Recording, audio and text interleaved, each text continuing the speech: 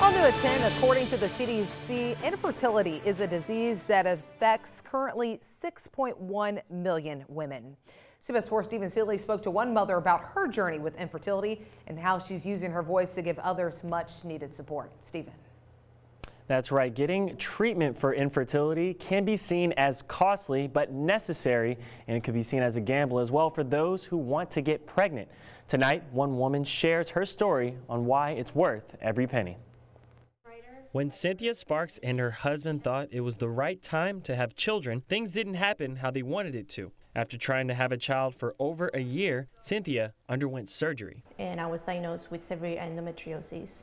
And they told me that if we wanted to have children, we needed to try soon. I said, well, we've been trying, so it's not working. From there, Cynthia tried many different treatments, from receiving an artificial menopause to many other fertility drugs. It was after nothing she tried worked did her doctor and specialist diagnose her with diminished ovarian reserve, a condition in which the ovary loses its normal reproductive potential. Have very few eggs, so it happens to 1% of the population, and I was one of them. This led them to try in vitro fertilization, or IVF. After spending more than $60,000, and years later, Cynthia and her husband now have a 3-year-old son and a 1-year-old daughter. It was this struggle that pushed her to start a support group in the Valley. Support that they cannot find anywhere else.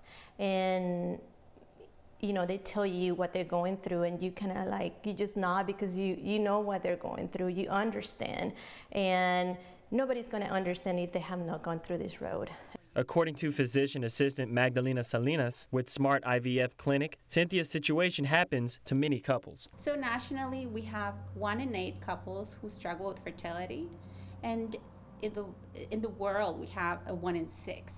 For Cynthia and her husband, hope was all they could hold on to in a time where nothing was working for them. My infertility, my pain had a purpose, and I see it now. During Infertility Awareness Week in April, Resolve, the National Infertility Association, will hold a walk of hope to show support to families going through this tough time in their lives. For information on the support group, visit facebook.com/RGVResolve. In the studio with complete Valley coverage, Stephen Seeley, CBS 4 Valley Tonight.